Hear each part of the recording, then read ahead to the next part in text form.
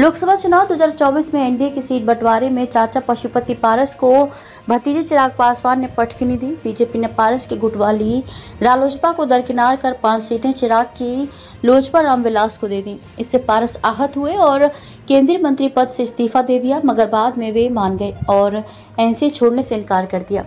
अब कयास लगाए जा रहे हैं कि चाचा और भतीजा में दूरियां घट सकती हैं और लोजपा के दोनों धड़े एक हो सकते हैं। हालांकि जब इस बारे में चिराग पासवान से सवाल किए गए तो उन्होंने स्पष्ट जवाब नहीं दिया।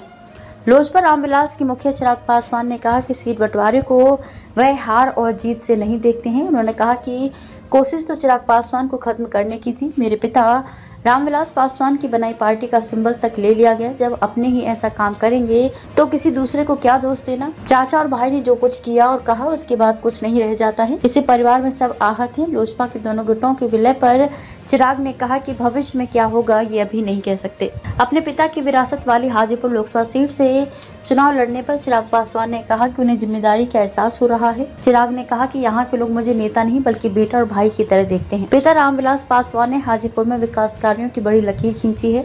मैं उससे बड़ी लकीर खींचने की कोशिश करूंगा। मुख्यमंत्री नीतीश कुमार से रिश्तों पर भी चिराग पासवान ने खुलकर बात की। जब उनसे पूछा गया कि विधानसभा चुनाव में उन्होंने नीतीश को निशाने पर रखा, अब साथ हैं, इस पर चिराग ने कहा कि सीएम नीतीश ने बहुत परिपक्वता के साथ सारी चीजों को संभाला है। हमारे बीच बेहतर समन्वय है। नीतीश पूरी ईमानदारी से संबंध निभाते हैं।